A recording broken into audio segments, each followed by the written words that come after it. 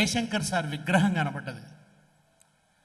వరంగల్కి ఎప్పుడు వచ్చినా కానీ నన్ను ఒక పితృవాత్సల్యంతోని, తండ్రి ప్రేమతోని దగ్గర తీసుకునేవాడు.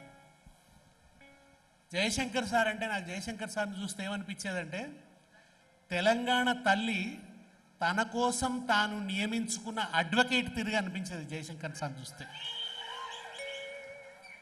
జీవితం అంతా ఒకటే ఎజెండా జయశంకర్ సార్కి, తెలంగాణ, మరొక ఎజెండా లేదు. తెలంగాణ తరఫున వాదించటమే జీవితంగా మారిపోయినవాడు. 3 ఉద్యమాలకు సాక్షి ఆయన. తెలంగాణ పోరాటం అనేది మలిదశ, మనం 96 నుంచి మనందరం సాక్షులం మలిదశ తెలంగాణ పోరాటానికి. కానీ 52లోనే తెలంగాణ పోరాటానికి బీజం పడ్డది. తమకు దక్కాల్సిన న్యాయమైన హక్కుల కోసం ఈ నేలను నెత్తురుతో తడిపిన చరిత్ర తెలంగాణ బిడ్డలది. 3 ఉద్యమాలకు కర్మసాక్షి జయశంకర్ సార్. 1952 ముల్కీ ఉద్యమంలో ఆయన భాగం.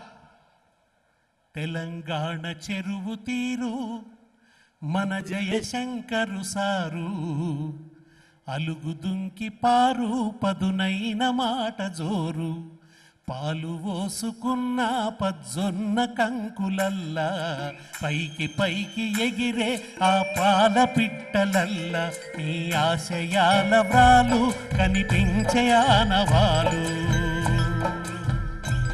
తెలంగాణ చెరువు తీరు మన జయశంకరు సారు, అలుగుదుంకి పారు పదునైన మాట జోరు, పాలు పోసుకున్న పజ్జొన్న కంకులల్లా, పైకి పైకి ఎగిరే ఆ పాల పిట్టలల్లా, ఈ ఆశయాల వ్రాలు కనిపించే ఆనవాలు.